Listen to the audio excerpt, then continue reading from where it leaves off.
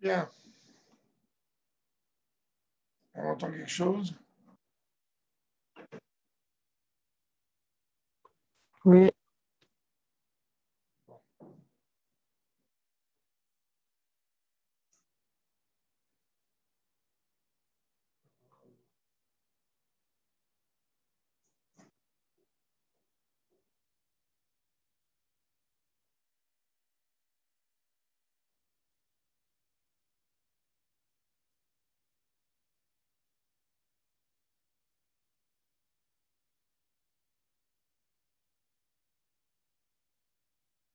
Voilà, moi je suis prêt, on démarre quand il faut.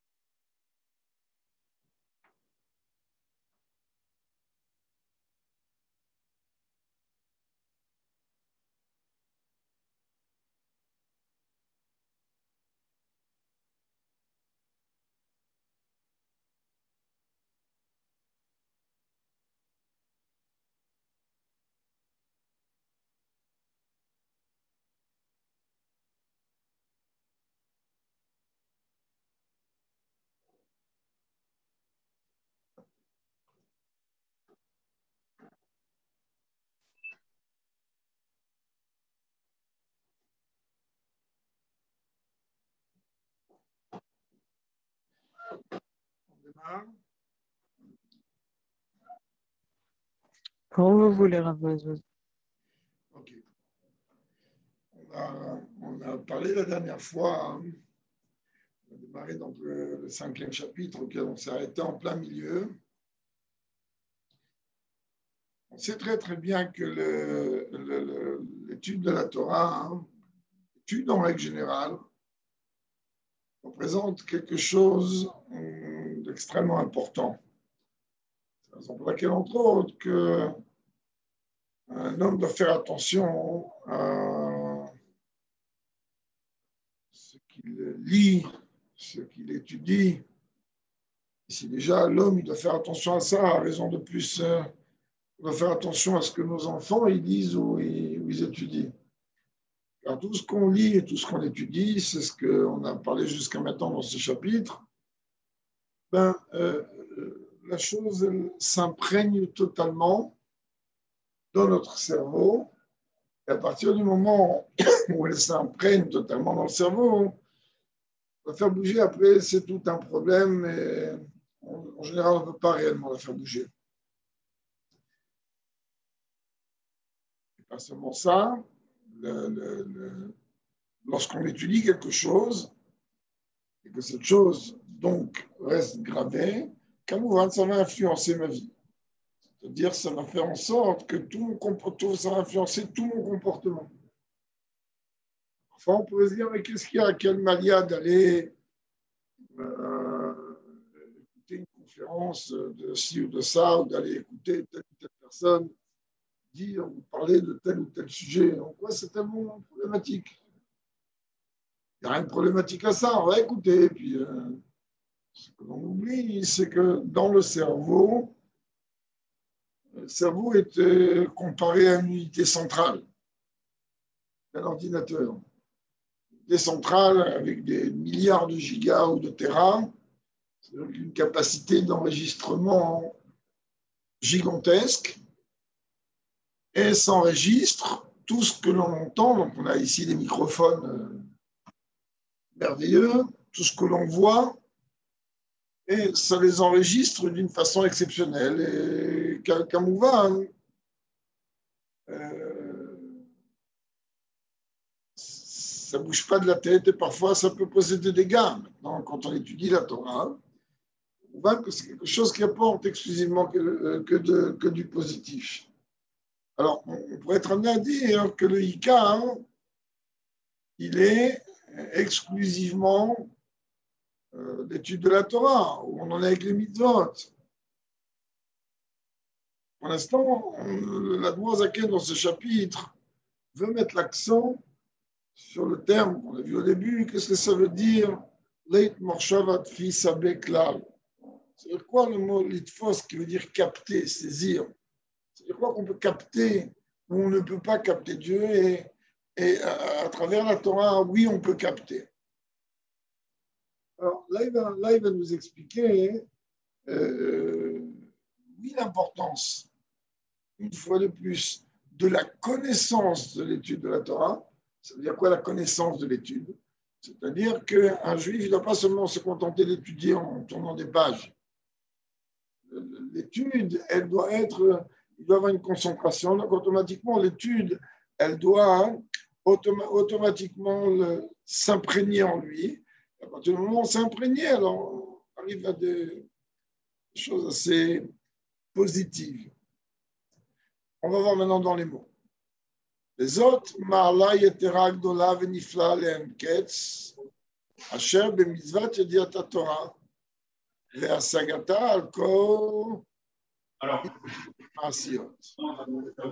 Par cela, tu comprends la suprématie grandiose et merveilleuse à l'infini que l'on a dans la mitzvah de connaître la Torah et de la comprendre face à l'accomplissement des mitzvot. C'est-à-dire qu'il y a une mitzvah de connaître la Torah et d'étudier la Torah. Comment? Afilou al mitzvot atluyot bedibour. Quand on est en train de parler de la connaissance de la Torah, ça va complètement au-delà, même des mitzvot qui sont liés avec la parole, comme la tfila ou autre. Afilou al mitzvot talmud Torah shebedibour.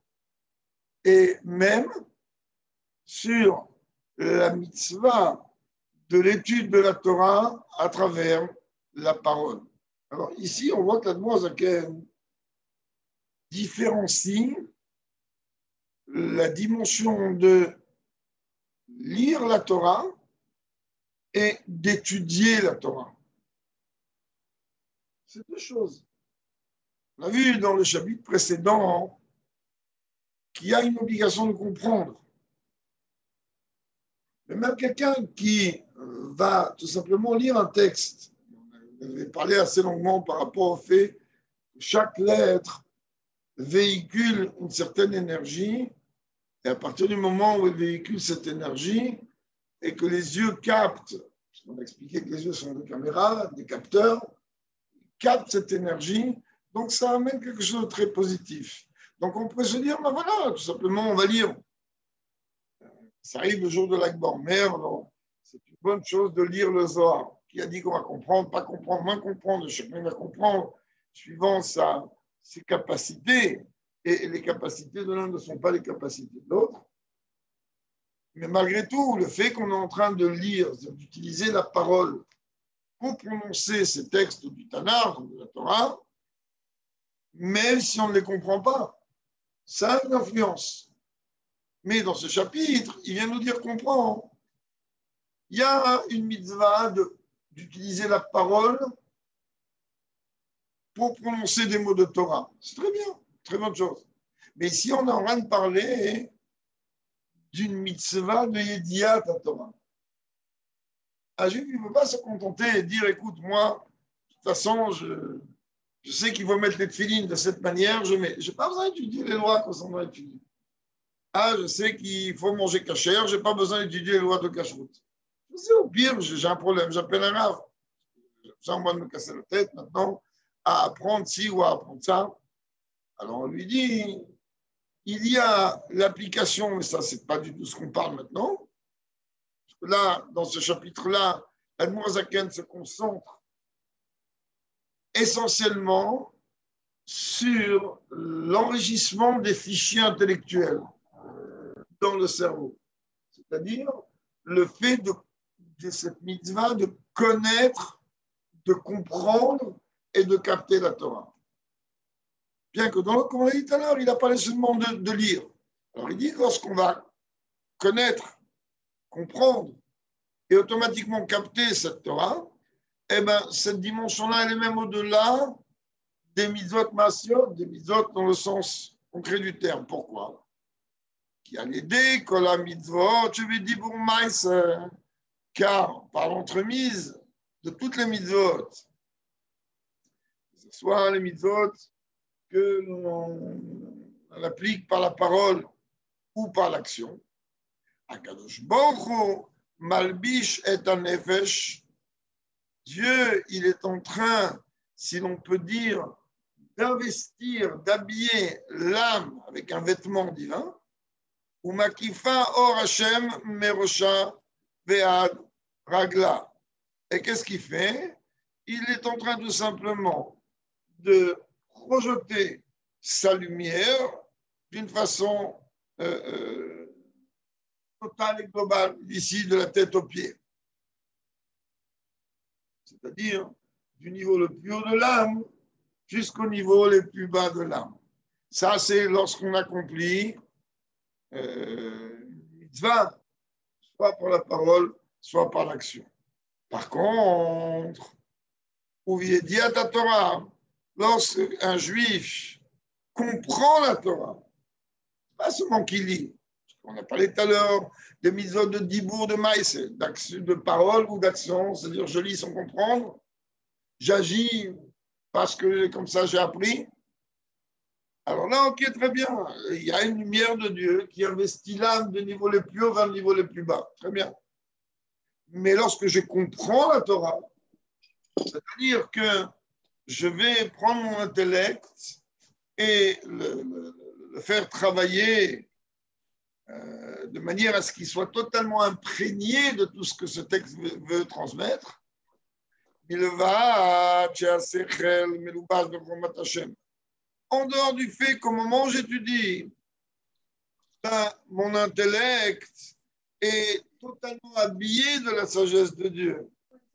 Et on a expliqué que la sagesse de Dieu, c'est Dieu lui-même. Parce qu'au moment où je réfléchis pour comprendre un texte, automatiquement mon esprit est totalement concentré dans ce texte. Il dit, en dehors du fait que l'intellect est totalement habillé de la sagesse de Dieu, il est Gavra Mat Hashem Bekirbo. Là, on n'obtient que quoi?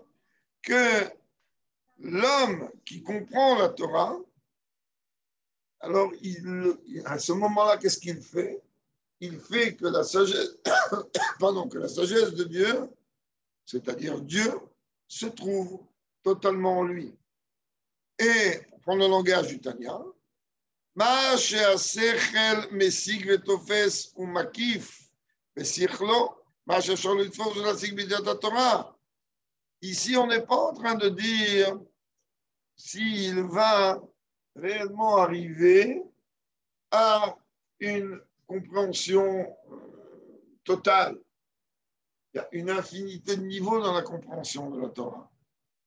Ce que lui il est capable de comprendre, chacun avec son niveau, c'est qu'il est capable de capter, de saisir, d'enregistrer de cette connaissance de Torah.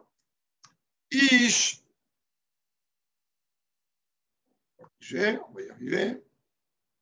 Ish kefi sichlo ou que vekor yediato vers la sagato vepardes. En fait, chacun avec ses capacités intellectuelles, lorsqu'il va être capable de comprendre et de capter les 4 niveaux de la Torah, c'est-à-dire le sens élémentaire, allusoire, le commentaire et le secret, ça s'appelle le pardes, chatremez, roche, sod. On a déjà expliqué maintes fois que dans l'halakha, Moazaken rapporte aussi le Talmud Torah, alors il y a une obligation pour chaque juif d'étudier tous les niveaux de la Torah. Aucun juif ne peut en vérité se rendre quitte en disant moi, c'est bon, j'ai le devoir Malchut, je vais lire le Chumash traduit en français et ça s'arrête là. C'est très bien, ce qu'on appelle ça, c'est un très bon début, mais un juif il a l'obligation de pousser son étude beaucoup plus profondément jusqu'à même arriver à étudier les parties cachées de la Torah, les secrets de la Torah. Puisque, comme on vient de le voir ici, à travers la connaissance et la compréhension de la Torah, en vérité, notre âme, elle tire un profit tout à fait gigantesque, même au-delà des autres mitzvot, parce qu'effectivement, mon intellect est totalement imprégné de cette sagesse de Dieu. Ou le fit aussi, chez Bédiat Torah, que par la connaissance de la Torah, c'est-à-dire par sa compréhension, la Torah melubeshet benefesh adam vesichlo umukefet betocham.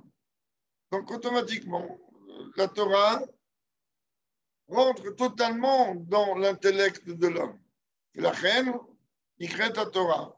C'est la raison pour laquelle que la Torah est appelée Beshem Lechem Umazon Nefesh.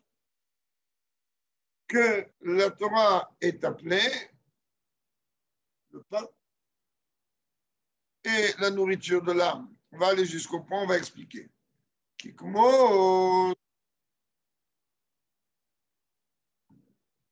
Zal et Agouf, mais chez Marniso Betocho, de la même manière que le pain matériel, il nourrit le corps dès qu'on le mange. Et Kirbo Mamash, alors automatiquement,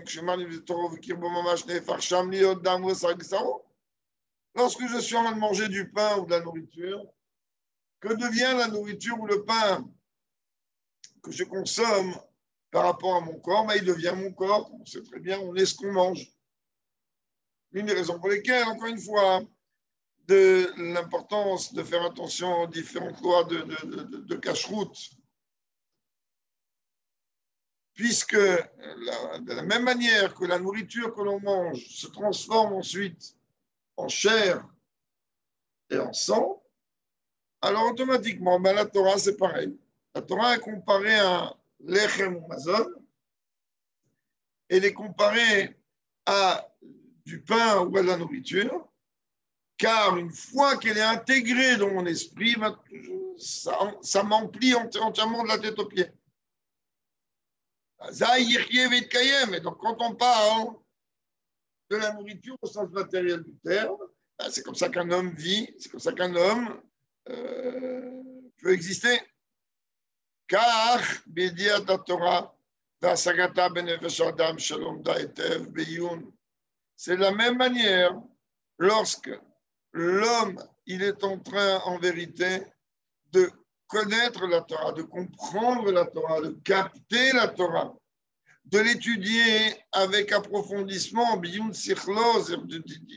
plonger totalement son intellect, ad shenit peset,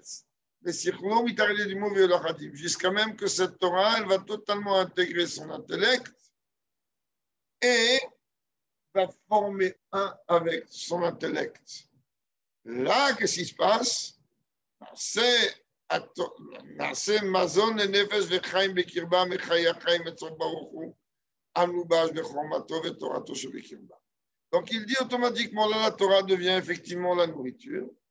Elle devient ce qui me donne en vérité, ce qui donne à mon corps la vitalité, sachant que ce niveau-là qui imprègne l'esprit, eh bien automatiquement lorsque je vais comprendre cette Torah, alors automatiquement, je vais être totalement imprégné de ça. Et c'est chez Katoum, et c'est ce que le verset vient nous dire, Vetoratra Betor Me'ai. Et ta Torah se trouve dans mes entrailles.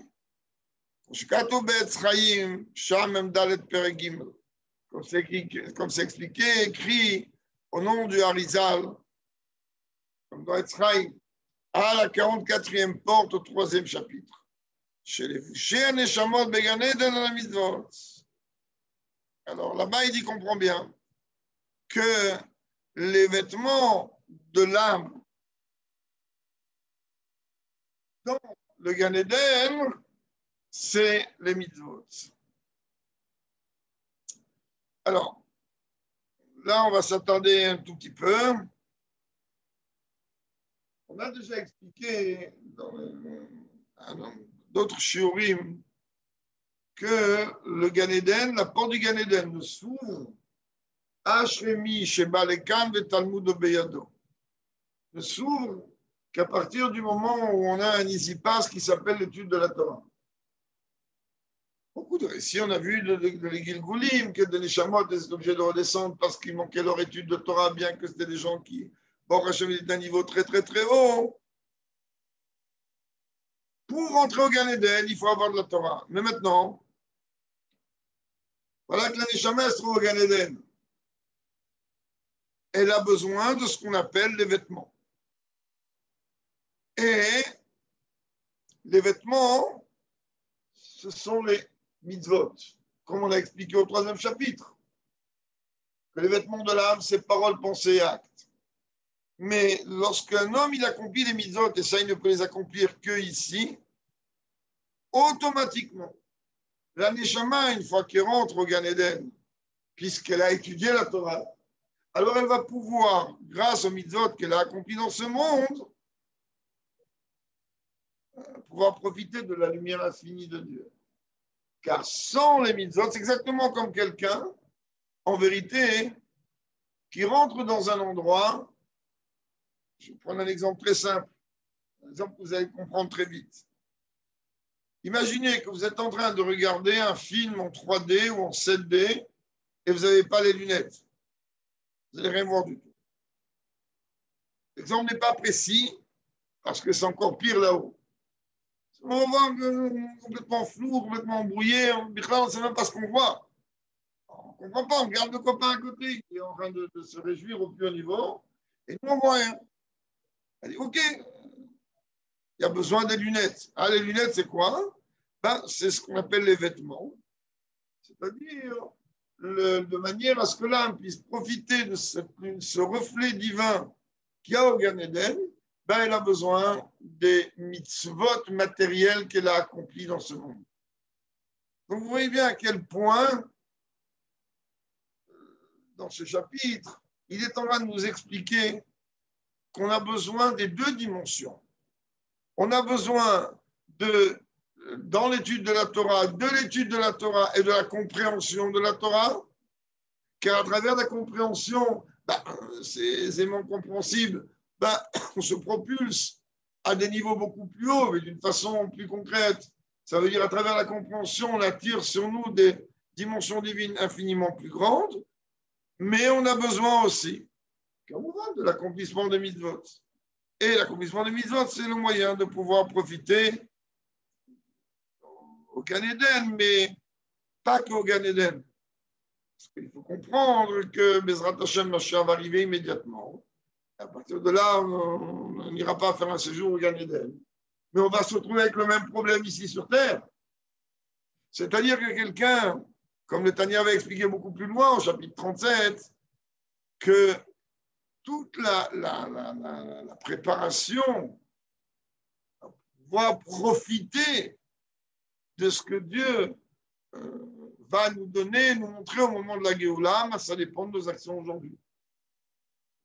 C'est-à-dire que lorsque aujourd'hui on accomplit Torah et Mitzvot, eh ben on est en train de se préparer des lunettes pour pouvoir profiter, non pas du film ou d'un film, mais de la réalité des moments de la Géoula.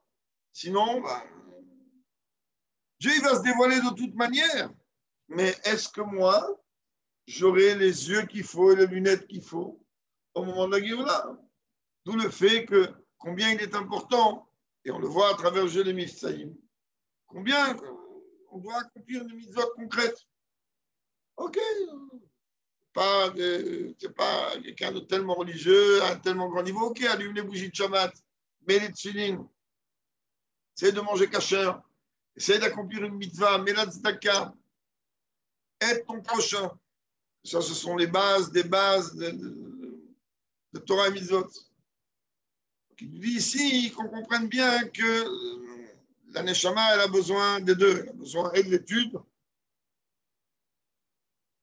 et de la compréhension, et comme on voit aussi même de la lecture, et des mitzvot d'une façon concrète.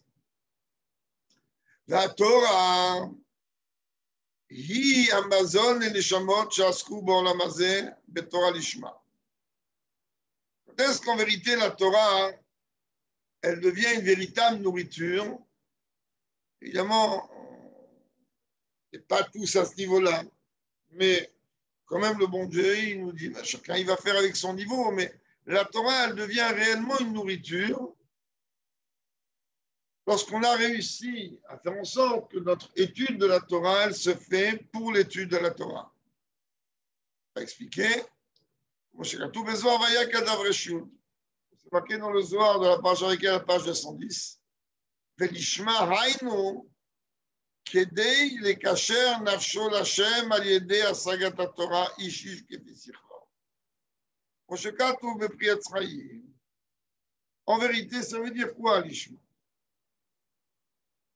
Il y a une infinité de niveaux de l'Ishma.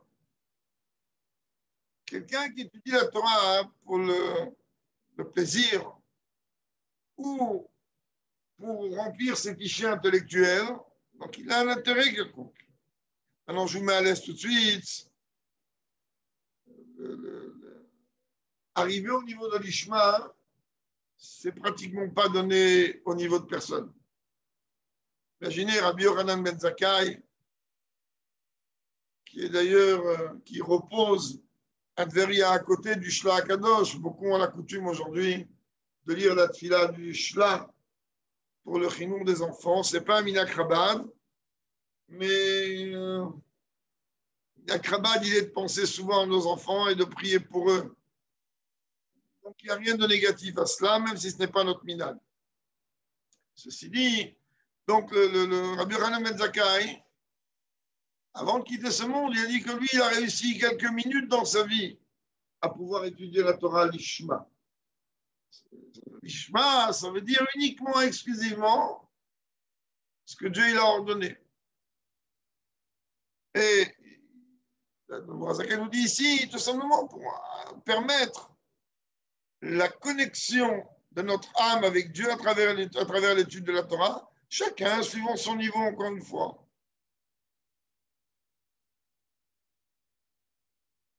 Et donc,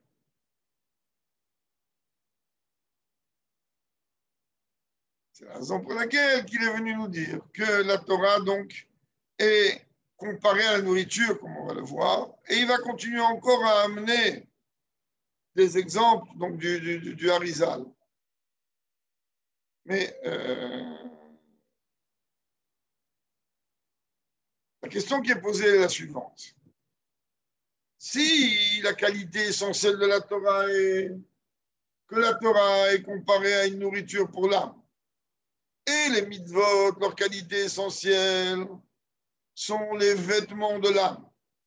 Et on a déjà expliqué que les vêtements dans le sens spirituel, alors ils peuvent être en vérité infiniment plus hauts que la chose qu'ils habillent. On a déjà expliqué.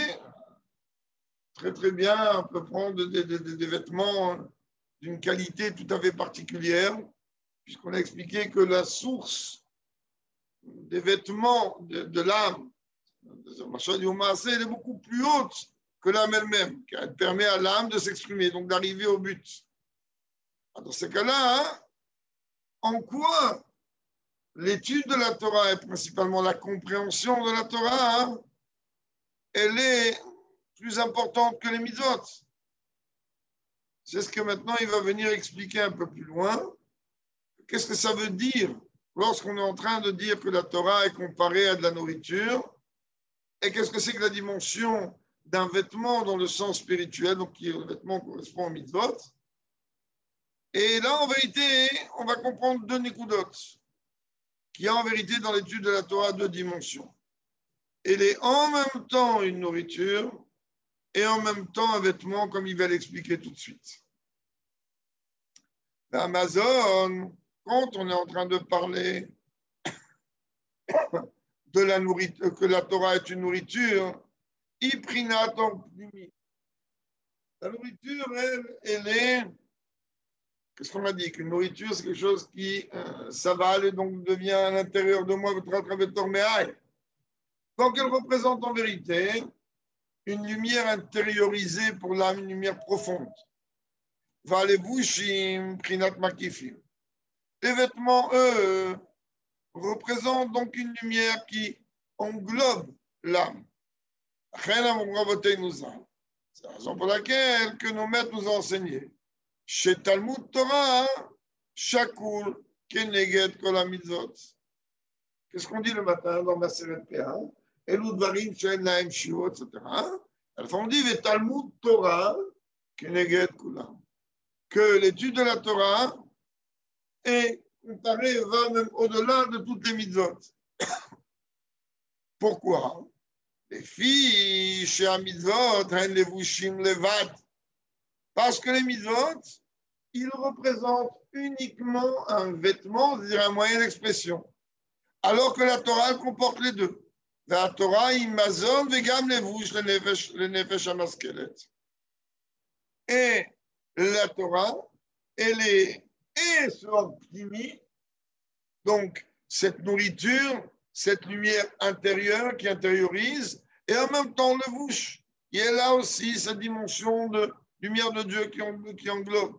Shemitla Beshba, donc qui habille l'homme.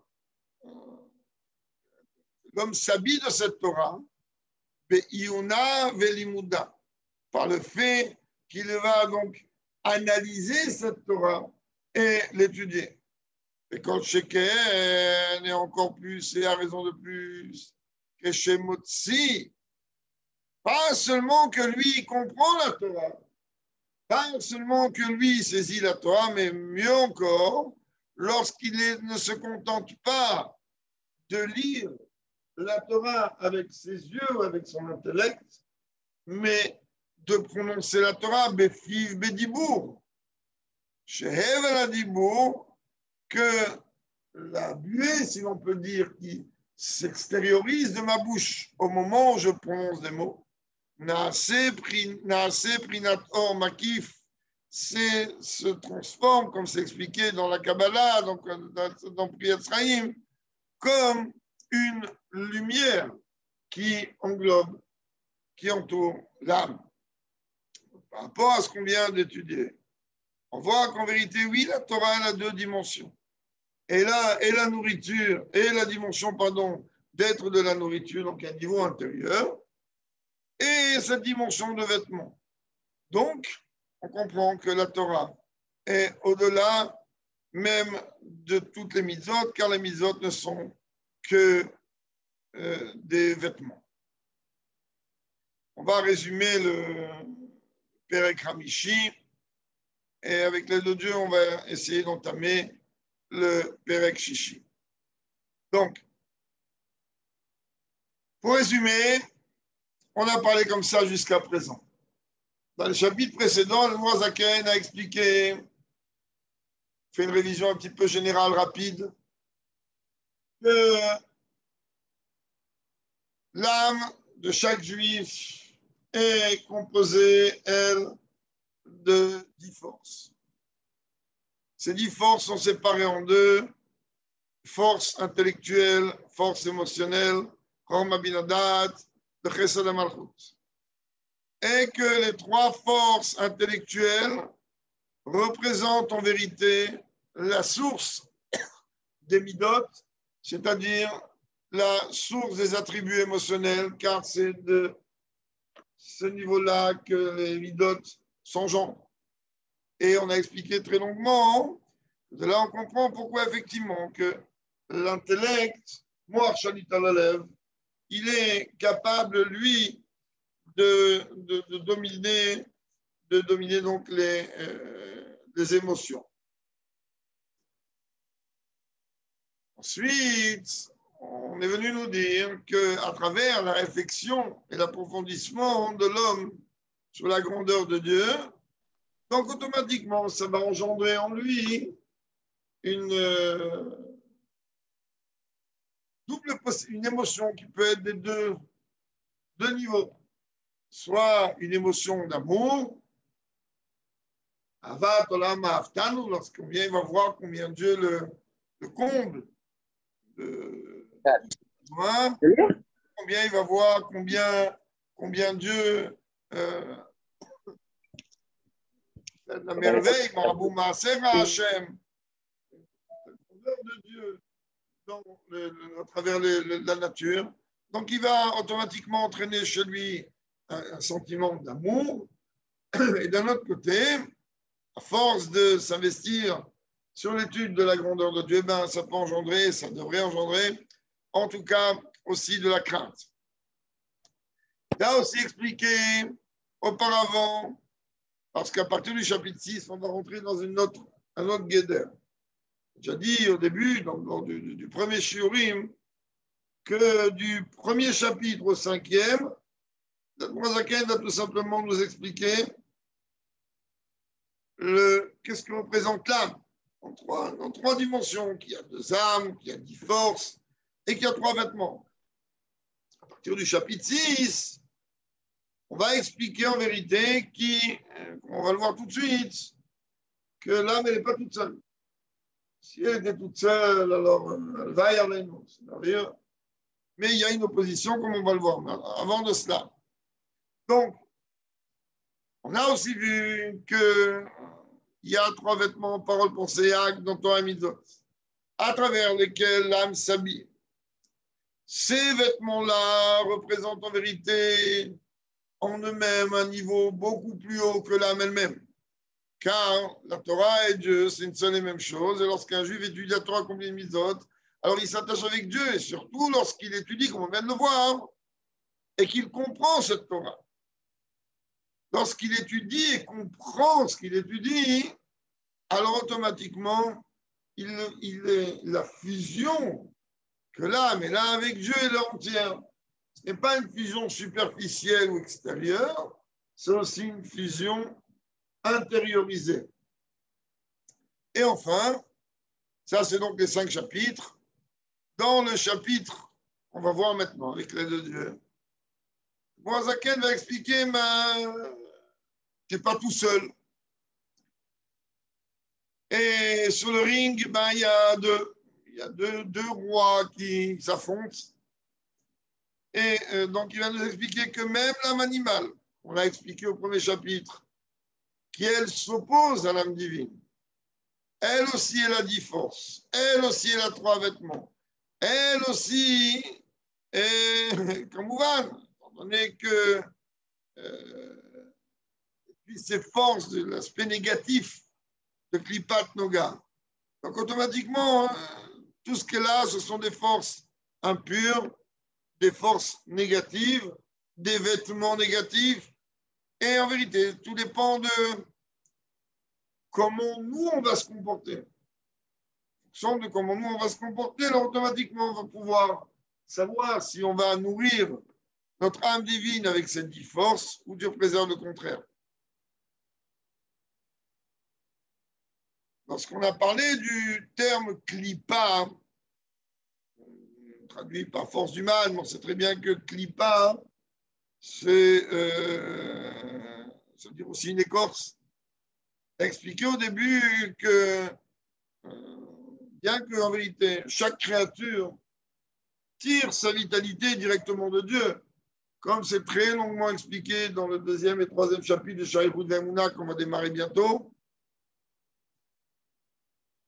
Malgré tout, pour que l'homme il puisse avoir un libre arbitre entre faire le bien et l'inverse du bien, alors automatiquement, on est venu lui donner un dur labeur, beaucoup de travail. Et à partir du moment où on est venu lui donner beaucoup de travail, on est tout simplement, on lui a mis une possibilité donc qu'il y ait une opposition. Il y a Yetzer Tov, donc, qui est lié avec la Neshama et avec tout le circuit et tout le système dont on a parlé. Et que grâce à ça, un homme, il peut, comme Mouvan, accomplir tout ce que Dieu attend de lui et s'attacher avec Dieu à tous les niveaux. Et il y a aussi, de l'autre côté, donc, ces forces, des forces opposées, dont tout le but est de voiler et de cacher l'âme qui est dans le juif. De la même manière que de la même manière que l'écorce, clipa veut dire écorce, l'écorce d'un fruit, ben, qu'est-ce qu'elle fait? Ben, elle cache le fruit. Un côté elle cache, un côté elle protège, on ne va pas maintenant rentrer là-dedans. Donc, elle cache le fruit. De la même manière, ces forces négatives, qu'est-ce qu'elles font? Ben, elles cachent les capacités de l'âme divine de pouvoir s'exprimer. Seulement, on a aussi parlé, rappelez-vous, avant que l'on puisse commencer le 6e chapitre, peut-être on commencera aujourd'hui, peut-être pas, on verra, que dans ces clipotes-là, il y a 2 dimensions, une plus basse que l'autre. Il y a une clipa qu'on appelle clipat noga. Il y a une clipa qu'on appelle une clipa lumineuse. C'est quoi lumineuse? C'est-à-dire une clipa qui contient aussi du bien en elle. On a rappelé au début que cette clipa-là émane de l'arbre du bien et des fruits du bien et du mal, donc de la connaissance. Et donc il y a le bien et il y a le mal.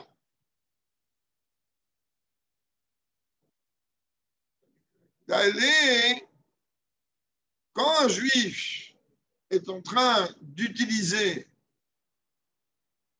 son corps, d'utiliser tous les vêtements, tous les niveaux pour servir Dieu, alors automatiquement, ça va élever et tirer profit l'aspect lumineux et positif de cette clipa.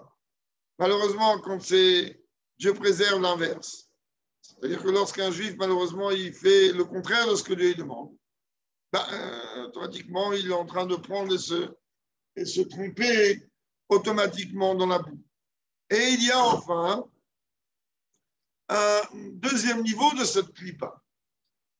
Le deuxième niveau, il est appelé Shlosh Klipot Atmeot, c'est-à-dire on est en train de parler ici d'une dimension qui ne contient en aucun cas du bien, à aucun niveau, à aucune dimension, et on n'a strictement aucune possibilité de changer ou de transformer ou d'élever quoi que ce soit. D'après Mashiach, en attendant, on ne peut pas. C'est tout simplement la traduction de tout ce que Dieu a interdit. En fait, tout ce que Dieu a permis dans la Torah, aussi bien a permis de penser, de parler, de voir, de consommer, toutes ces choses-là, elles contiennent du bien et du mal. Et lorsqu'on va utiliser pour la Torah, donc on va les élever dans le bien. Et toutes les choses que Dieu a interdites, toutes ces choses qui sont interdites, tout simplement, on n'a aucune possibilité de pouvoir les élever. Donc Dieu a dit quoi? C'est interdit. C'est très bien que le mot assour dérive du terme assir, qui veut dire prisonnier. Et pour l'instant, elles sont dans une prison totale, impossible de les libérer jusqu'au moment de la Géoula. Au moment de la Géoula, alors automatiquement va s'appliquer vers trois Ratuma et Virminaretz. Toutes les dimensions négatives et d'impureté vont partir vont être éliminés de la terre, et donc automatiquement, il n'y aura que la dimension positive. Et donc, il n'y aura plus aucune raison de l'interdit, quel qu'il soit. La Torah, elle ne va pas changer. Seulement, les choses vont être dans une manière beaucoup plus haute et beaucoup plus raffinée, et qu'on n'y aura pas besoin de... Le travail sera totalement différent. Juste, nous allons démarrer une ligne ou deux. C'est ce qu'il va nous expliquer ici, donc, au début du 6e chapitre. Shlomo HaMelech, il dit dans Kohelet, Dieu, lorsqu'il a créé le monde, il a créé le monde avec deux forces, deux entités. Une s'opposant à l'autre, mais avec exactement les mêmes capacités. Sinon, il n'y aurait pas un libre arbitre. Si une des deux âmes avait des capacités beaucoup plus grandes, beaucoup plus fortes, alors il n'y a pas de libre arbitre. Là, il y a un libre arbitre total, puisque les deux ont exactement les mêmes capacités. C'est ce qu'il va nous dire.